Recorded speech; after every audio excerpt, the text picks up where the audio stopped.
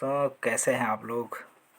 आशा करता हूँ आप सभी मस्त अपनी पढ़ाई में अध्ययनरत होंगे। यही उम्मीदों के साथ पुनः आपका एक बार मैं स्वागत करता हूँ आपके अपने यूट्यूब चैनल पर समी क्लासेस, जिसमें हम जो है आपके मनोविज्ञान का जो है पिछला लेक्चर, जिसमें आप लोगों ने लेक्चर नंबर 1 में आप यूट्यूब में या फिर हमारे डिस्क्रिप्शन बॉक्स में जाकर चेक कर सकते हैं, जिसमें यूट्यूब वीडियो हमारा जो फर्स्ट लेक्चर था, जिसमें हमने पिछले कक्षा में क्या पढ़ा था, मनोविज्ञान के बारे में। मनोविज्ञान का जो इतिहास क्रम था, जो हमारा जो हिस्टोरिकल बैकग्राउंड रहा, उसको हमने काफ़ी अच्छे तरीके से पढ़ा था, बहुत ही शानदार तरीके से एंजॉय करते हुए।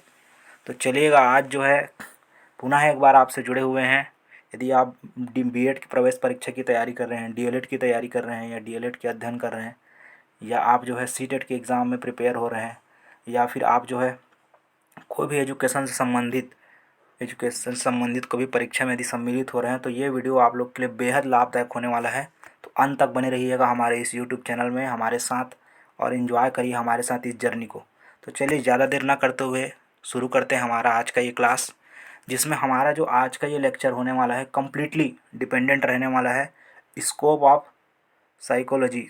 मनोविज्ञान का जो क्षेत्र है, कौन कौन से फील्ड है, उस पर जो है हम जो है आज इस लेक्चर पे स्पेशली डिस्कस करने वाले हैं कि मनोविज्ञान के जो कौन कौन से रीजन है, कौन कौन से इसके क्षेत्र है, जहाँ पे हम जो है इसका स्टडी जो है करने वाले हैं कि मनोविज्ञान के कौन कौन से क्षेत्र है उस पर। तो चलिए आगे बढ़ते हुए देखते हैं कौन कौन से मनोविज्ञान के क्षेत्र है। तो बेसिकली यदि हम देखेंगे तो जो हमारा साइकोलॉजी है, साइकोलॉजी को 2 भाग में डिवाइड किया गया है स्टडी के हिसाब से।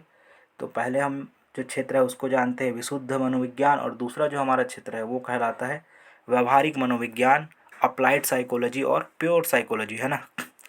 तो देखिए विशुद्ध मनोविज्ञान क्या है, इसमें क्यों है, क्या ऐसी आवश्यकता पड़ी कि विशुद्ध मनोविज्ञान और हमारा जो व्यवहारिक मनोविज्ञान है, इस प्रकार इसको 2 भाग में क्लासीफाई किया गया है पूरा जो हमारा साइकोलॉजी है उसको, है ना।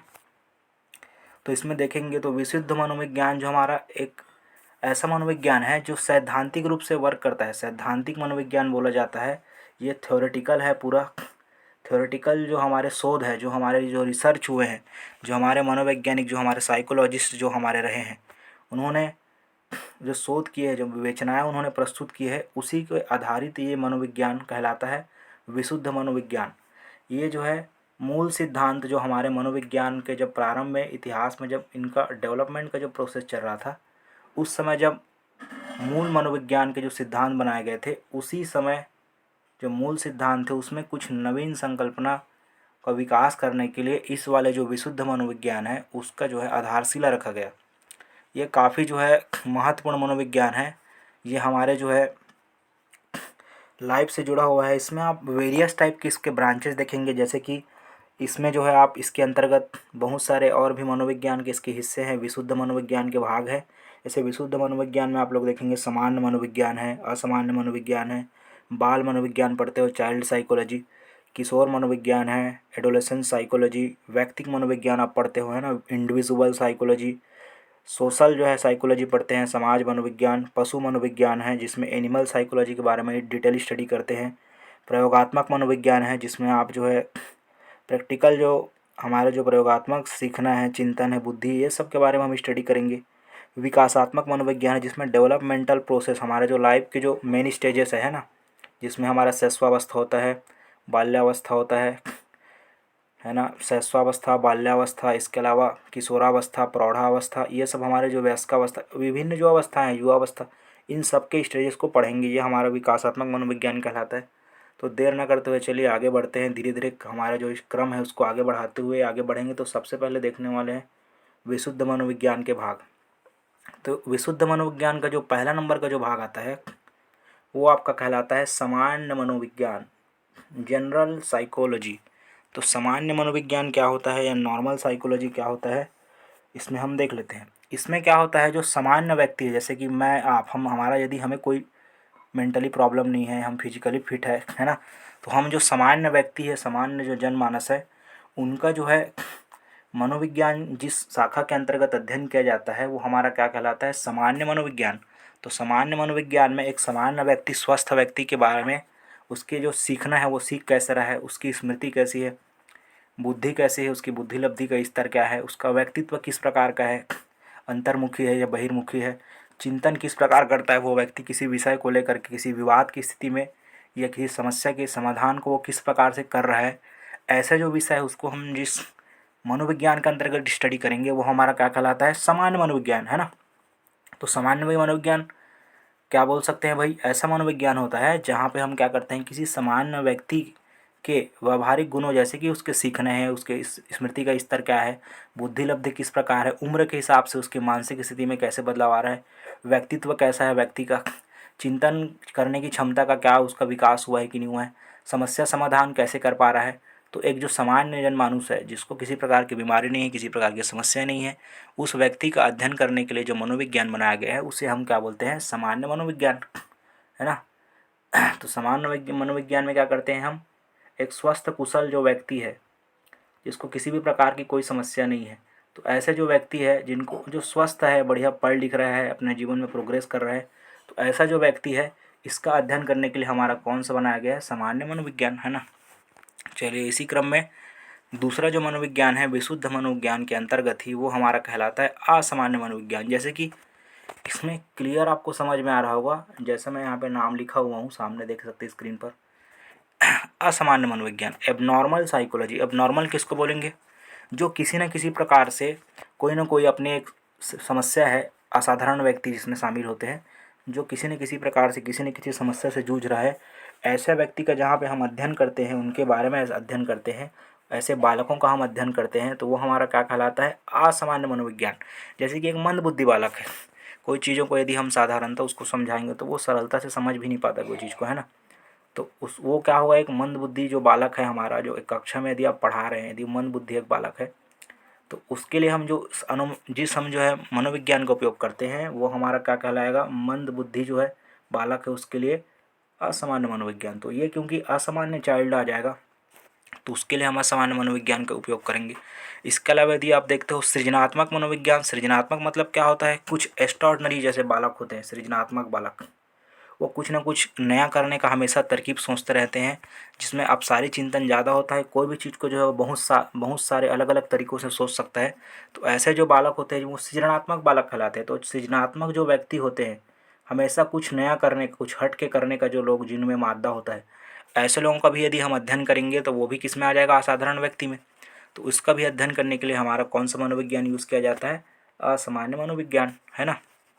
प्रतिभाशाली बालक आते हैं, जैसे सुपीरियर बोल सकते हैं, जिसकी बुद्धि लब्धि जो है 120, आईक्यू जो है 120 से अधिक होता है, उसको हम सुपीरियर की कैटेगरी में रखते हैं। विशेष बालक जो क्या करते हैं, किसी भी कक्षा में यदि जो भी चीज़ें होती है उसमें सब चीज़ में हमेशा आगे रहेंगे, है ना। पढ़ाई लिखाई से लेकर के अदर जो एक्टिविटीज़ है उसमें आगे रहेंगे, अच्छे नंबरों से पास होना, टीचर के साथ अच्छा व्यवहार बना के रखना, ऐसे जो बच्चे आते हैं प्रतिभाशाली बालक के अंतर्गत आते हैं।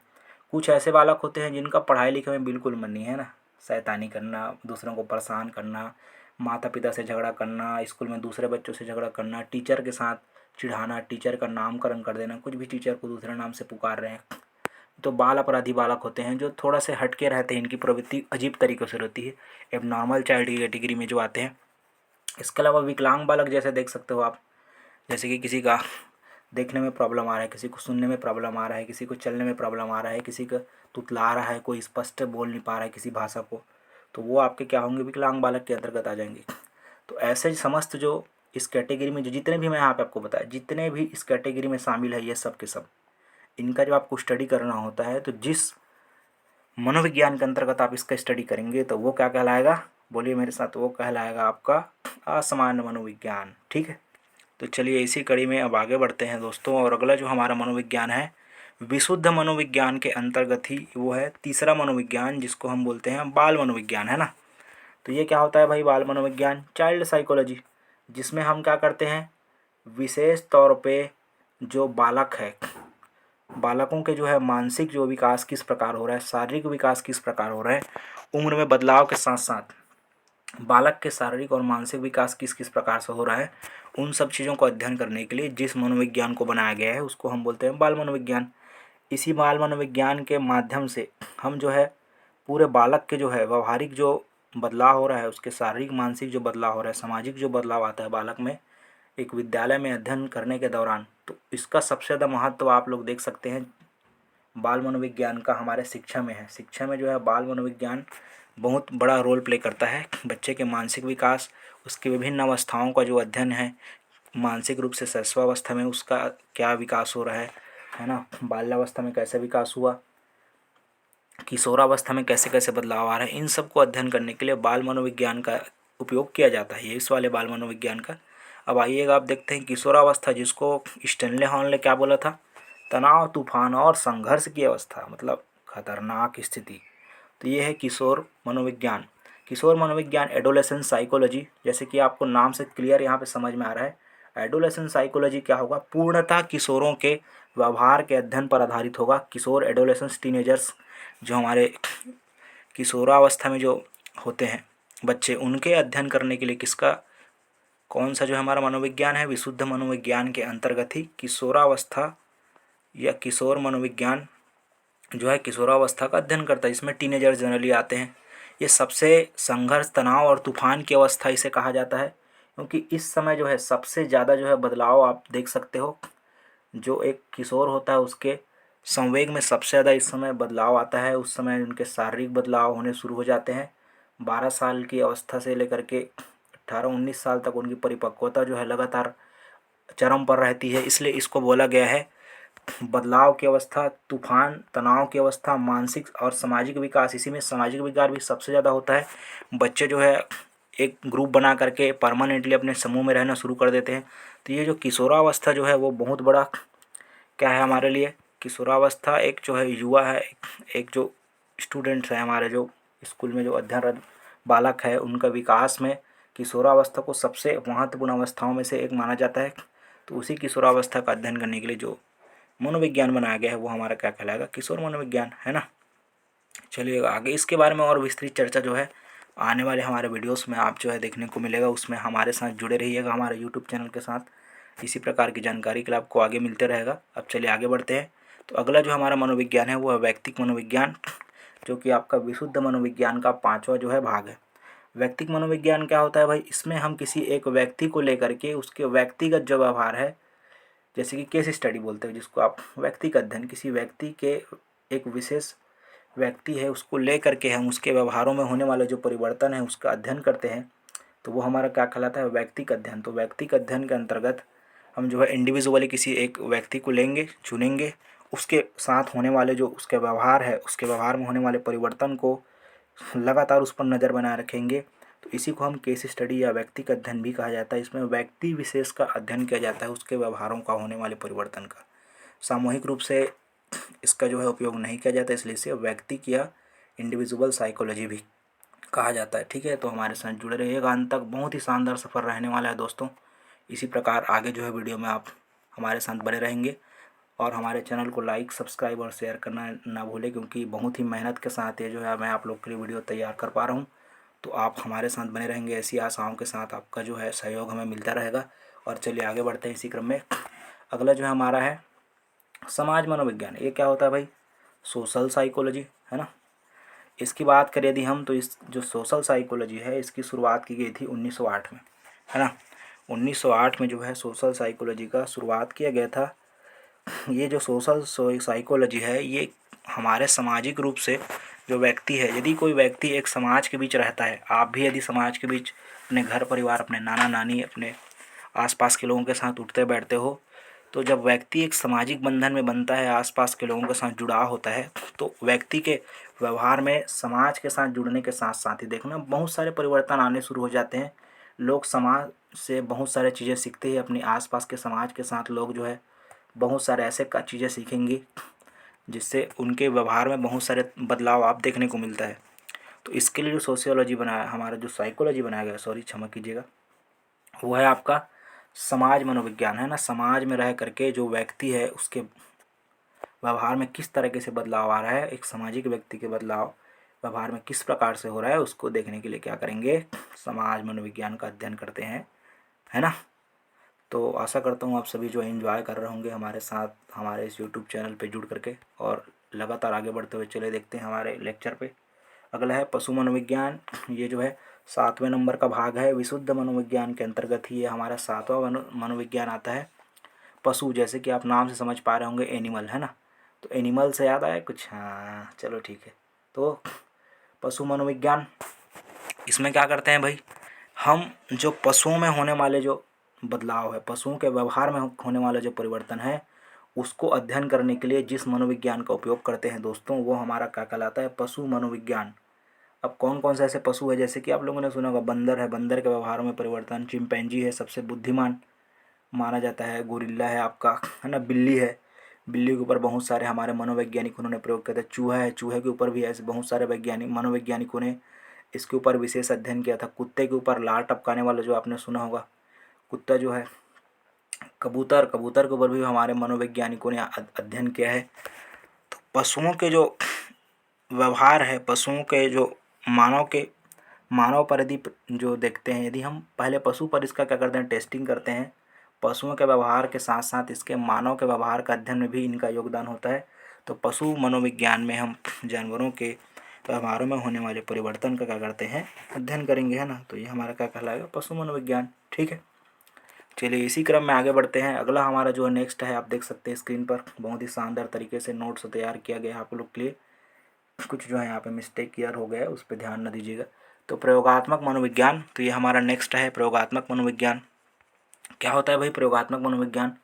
तो यदि हम इस पर बात करें प्रयोगात्मक मनोविज्ञान पर, तो ये इनका जो है श्रेय दिया जाता है, इनमें कुछ महान जो है हमारे मनोवैज्ञानिक है, विलियम वुंट है, वाटसन है, टिचनर है, ये शीर्ष जो है प्रयोगात्मक मनोविज्ञान के, ये लोग हमारे एक्सपेरिमेंटल साइकोलॉजी के जो है लीडर ये कहे जा सकते हैं। इन्होंने इसके नेतृत्व में जो है प्रयोगात्मक मनोविज्ञान जो है आगे बढ़ा, और इन्होंने इसको फला फूला इनके जो है अंदर रह करके। इस क्षेत्र में सबसे मुख्य रूप से प्रयोगात्मक मतलब एक्सपेरिमेंटल, जैसे कि आप लोग अपने बीएड के दौरान आपको 4th सेमेस्टर में देखिएगा कि वहाँ पे आपको बुद्धि और व्यक्तित्व, इसका जो है आपको प्रैक्टिकल करने का अवसर मिलेगा, है ना। तो बुद्धि और व्यक्तित्व जैसे जो हमारे विषय है, इनका आप जो है प्रैक्टिकली इसको निकालते हुए इसके लिए डेटा फाइंड करते हो। तो बुद्धि और व्यक्तित्व जैसे चीज़ें हैं जो प्रयोगात्मक रूप से इनका प्रैक्टिकली जो है हम इसका मान निकाल सकते हैं। तो ऐसे विषयों का जहाँ पे हम अध्ययन करेंगे, वो हमारा कौन सा शाखा है भाई मनोविज्ञान का? तो वो हमारा जो ब्रांच है वो हमारा क्या कहलाता है, हमारा प्रयोगात्मक मनोविज्ञान, जिसमें हमारे मुख्य रूप से किसका अध्ययन किया जाता है? मुख्य रूप से इसमें सीखने का, चिंतन का, बुद्धि का, व्यक्तित्व का इत्यादि का प्रायोगिक रूप से इसका अध्ययन किया जाता है। डेटा निकाल करके अवलोकन सारणी ऑब्जर्वेशन रिजल्ट के माध्यम से हम जो है यहाँ पे स्टडी करते हैं। तो वो हमारा क्या कहलाएगा, प्रयोगात्मक मनोविज्ञान। ठीक है दोस्तों, अब चलिए आगे बढ़ते हैं।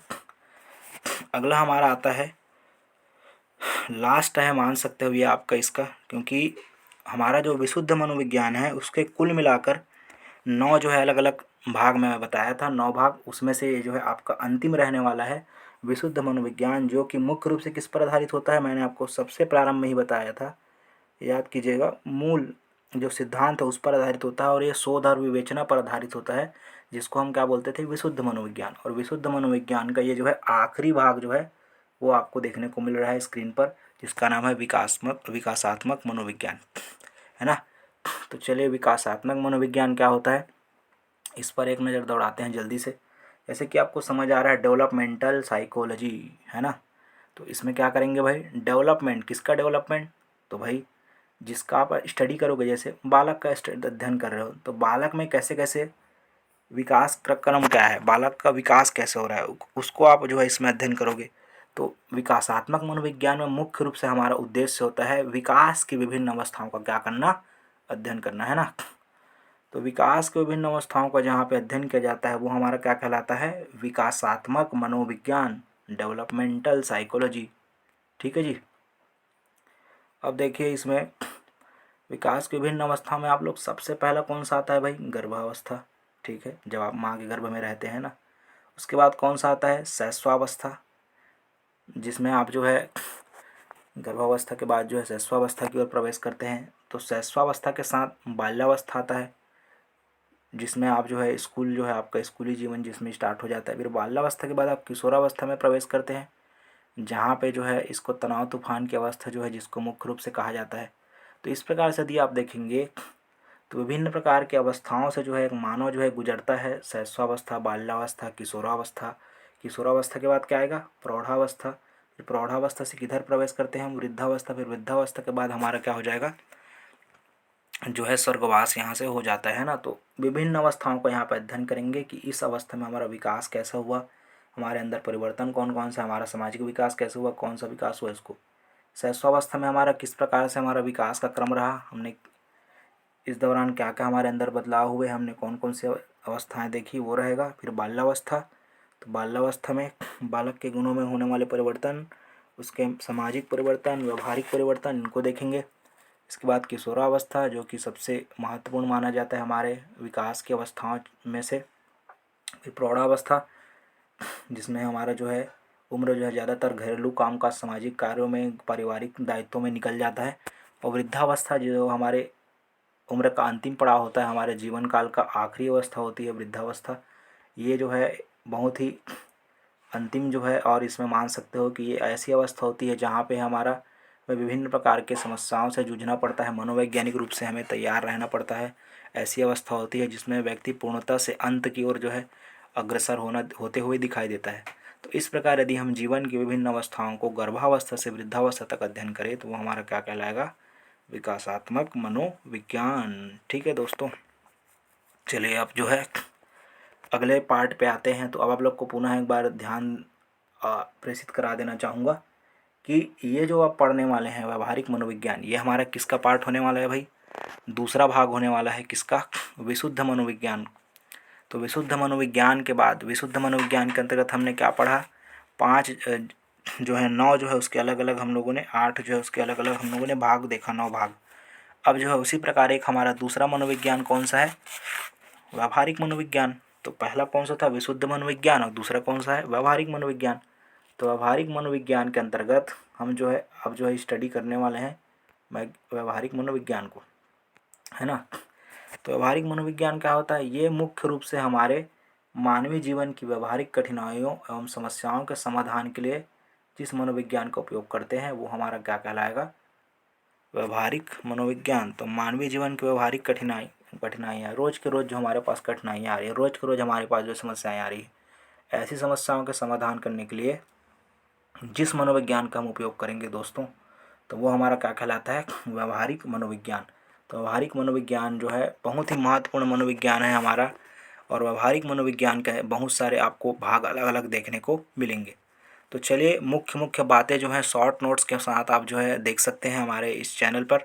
और पिछला वीडियो आप लोगों ने यदि नहीं देखा होगा तो कृपया जा करके एक बार देखिएगा ज़रूर, क्योंकि उसमें यदि आप उसको समझ रहे हैं, शुरू से यदि देखते हैं वीडियो, तो आपको उसका बहुत ही महत्वपूर्ण बहुत ही ज़्यादा यहाँ पे आपको फ़ायदा इसको मिलने वाला है ना। तो ज़रूर एक बार लेक्चर नंबर 1 देखिए हमारे वीडियो का, उसके बाद ही देखिएगा इस वीडियो को, ताकि आपको जो है पूर्णतः जो विषय है वो अच्छे तरीके से, जो सब्जेक्ट है आपको वो अच्छे तरीके से समझ में आए, और टॉपिक्स जो है वो लगातार कंटिन्यूअसली क्लियर होते रहे, ऐसे मैं आप लोगों से आशा रखता हूँ, और लगातार बने रहें ऐसी अपेक्षाओं के साथ। चलिए आगे बढ़ते हैं। तो अब आते हैं हमारे शिक्षा मनोविज्ञान पर। तो इसका जो पहला भाग है ना, व्यवहारिक मनोविज्ञान का जो पहला भाग है वो हमारा क्या कहलाता है, शिक्षा मनोविज्ञान, जो कि हमारे शिक्षा का जो है जड़ है। शिक्षा मनोविज्ञान का मूल उद्देश्य क्या होता है कि एक अभ्यर्थी जो है, एक विद्यार्थी जो है, किस प्रकार से अधिगम कर रहा है, और अधिगम अर्जन के लिए उसके लिए हम कैसे जो है सबसे अच्छा से अच्छा तरीका अपना रहे हैं, ताकि वो जो बच्चा है वो अधिगम को बहुत ही प्रभावी तरीके से कर सके। तो विभिन्न प्रकार के जो शिक्षा से संबंधित विधियाँ हैं, शिक्षा संबंधित प्रविधि है, शिक्षा से संबंधित जो हमारे परिवर्तन जो हम देख रहे हैं, वो नए सब परिवर्तन को किसके अंतर्गत देखते हैं, शिक्षा मनोविज्ञान। ये जो है हमारे 100% जो शिक्षा मनोविज्ञान, उसमें से 5% जो मनोविज्ञान के जो मनोवैज्ञानिक है, वो 5% जो मनोवैज्ञानिक है वो शिक्षा मनोविज्ञान के अंतर्गत कार्यरत है और उस क्षेत्र में लगे हुए हैं, है ना। ये जो 5% आप लोग देख रहे हो, इसका मतलब क्या है, जो हमारे 5% जो कुल मनोवैज्ञानिक है 100%, उसमें से 5% जो है वो शिक्षा मनोविज्ञान के क्षेत्र में कार्यरत है, और जो है युवाओं जो हमारे बच्चे हैं, युवा पीढ़ी है, उनके शिक्षा से संबंधित कार्यों में अपना समय और योगदान दे रहे हैं। अब आते हैं दूसरा नंबर का क्या है, नैदानिक मनोविज्ञान, है ना। नैदानिक मनोविज्ञान क्या होता है भाई, नैदानिक का मतलब होता है क्लिनिकल।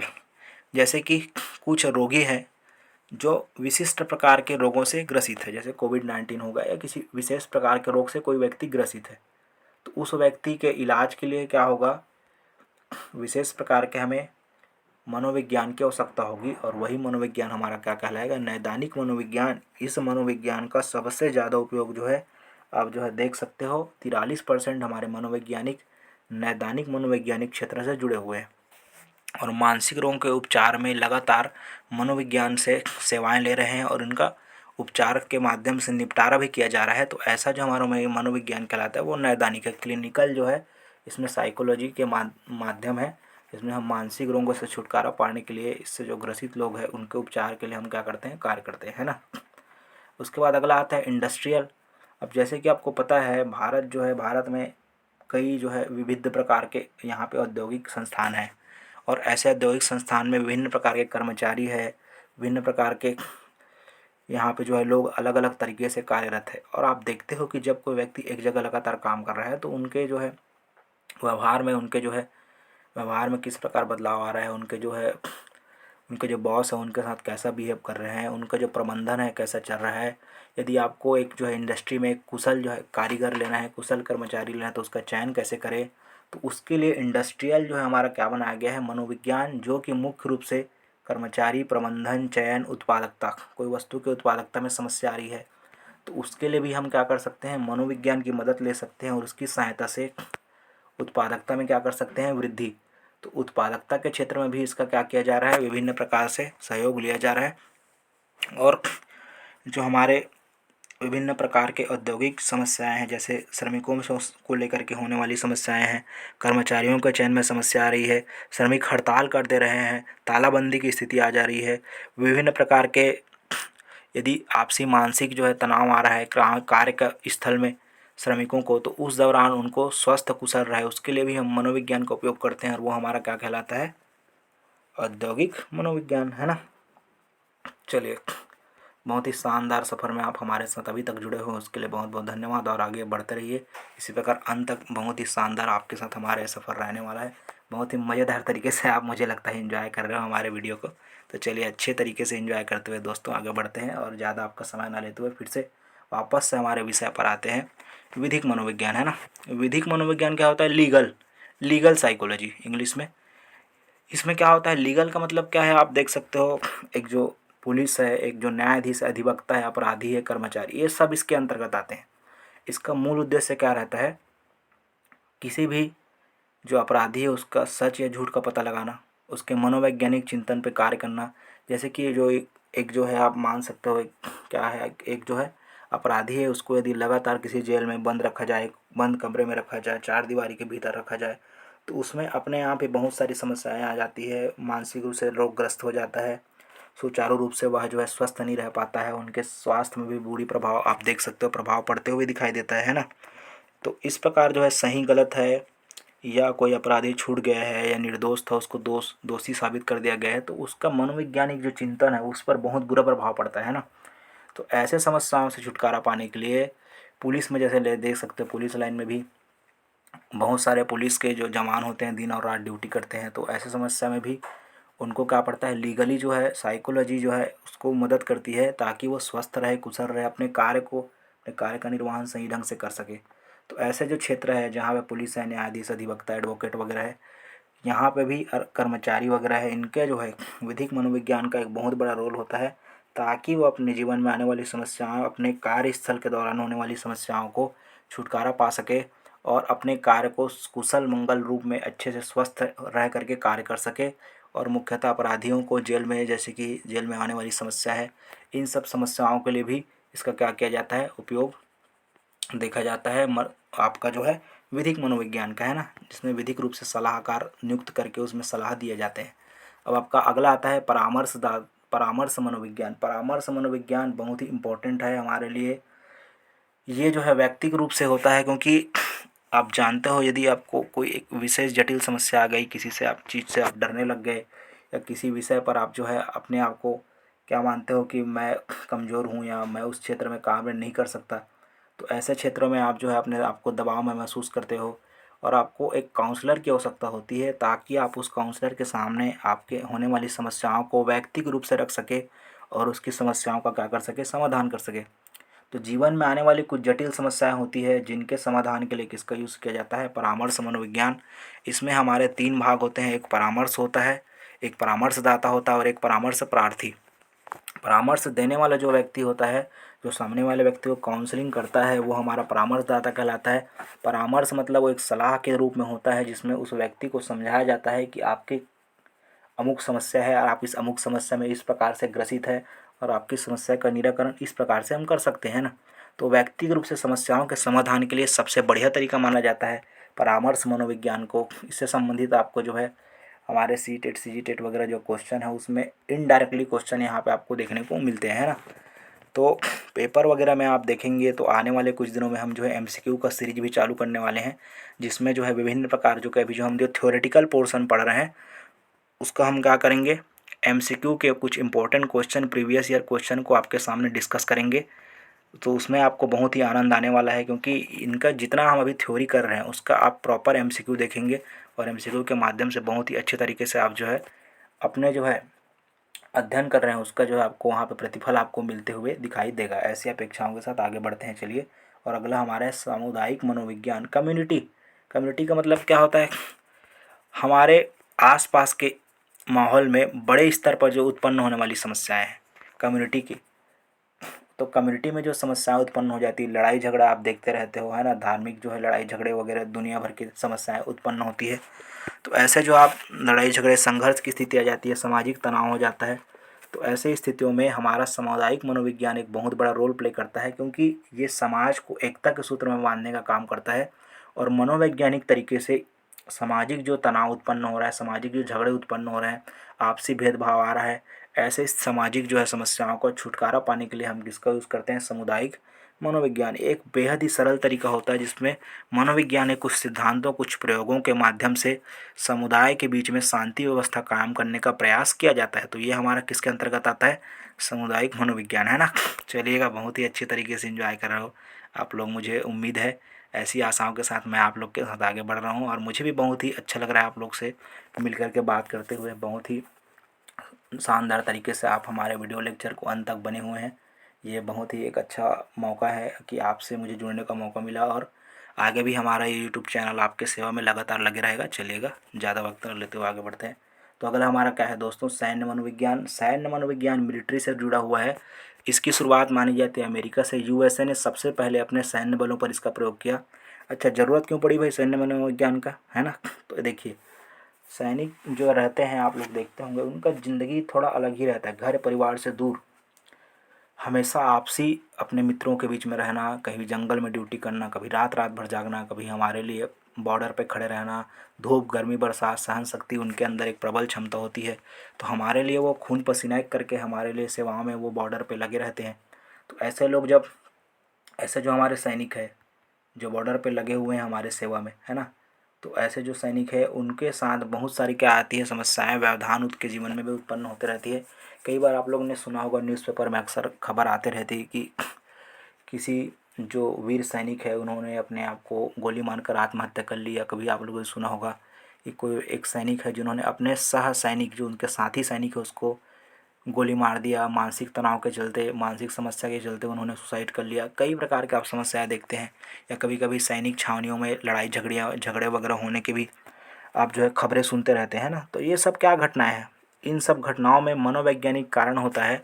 कुछ मनोवैज्ञानिक कारणों के चलते जो सैनिक है वो गलत कदम उठाते हैं। तो यही इन्हीं समस्याओं से छुटकारा पाने के लिए जो यूएसए ने सबसे पहली बार अपने सेना में क्या किया? सैन्य मनोविज्ञान का कॉन्सेप्ट शामिल किया।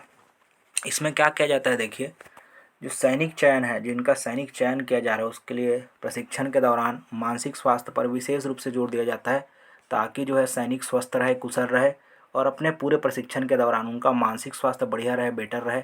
और वो जो सैनिक है सेवा में अपने निर्भीक होकर के, है ना, देश की सेवा में निर्भीक होकर के वो लगे रहे और आपसी संबंध सभी सैनिकों के बीच सामंजस्य अच्छा रहे, ताकि ऐसे जो घटनाएं आप देखते हो मानसिक स्वास्थ्य को लेकर के, सैनिकों के चयन को लेकर के, प्रशिक्षण को लेकर के, अवकाश को लेकर के, ऐसे जो समस्याएं आती है उनसे छुटकारा पाने का एक बढ़िया तरीका हमारा संसाधन कौन खोज के निकाल रहा है?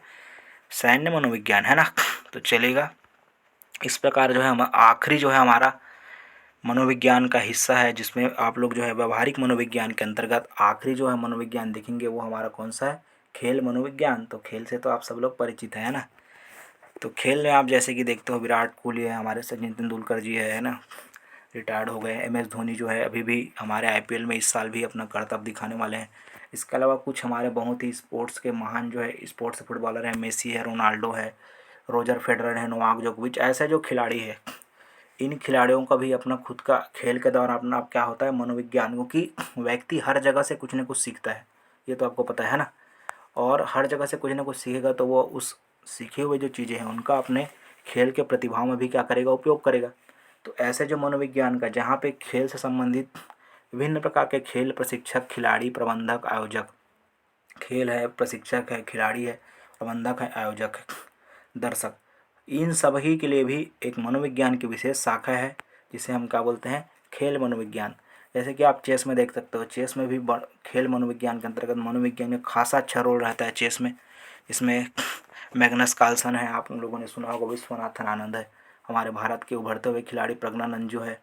तो ऐसे जो है हमारे युवा जो हमारे देख सकते हो अर्जुन है, तो ये हमारे कुछ युवा चेस प्लेयर है, ये खिलाड़ी है। खिलाड़ियों के जो है खेल में भी मनोविज्ञान का बहुत ही बड़ा योगदान होता है। प्रतिद्वंदी को लेकर के उसके जो है खेल के दौरान मनोविज्ञान जो है हावी रहता है। मनोविज्ञान के जो है हार जीत है, प्रतिद्वंदी है, खेल से जुड़े हुए प्रशिक्षक है, दर्शक है, प्रशंसक है, इन सब पर जो है मनोविज्ञान का खासा अच्छा प्रभाव पड़ता है। और खेल में भी जो है आप जो है हार जीत के दौरान इनका मनोविज्ञान का प्रभाव देख सकते हो। तो इस प्रकार आप देखेंगे तो मनोविज्ञान में खेल का एक बहुत बड़ा योगदान है। और खेल मनोविज्ञान जो है शीर्ष मनोविज्ञान में से एक है। यदि आप स्पोर्ट्स से जुड़े हुए हैं तो बिल्कुल आपको मालूम होगा कि आप जो है समय समय पर जो है अपने कोच का सलाह लेते रहते हैं। सही गलत हार जीत जैसे मायने जो है लगे रहते हैं, उतार चढ़ाव जो है खेल में लगे रहते हैं। और उनके लिए जो है आप अपने मेंटली फिट होने के लिए योगा, प्राणायाम, ऐसे जो है चीज़ें आप जो है करते हैं और अपने आप को स्वस्थ कुशल रखते हैं।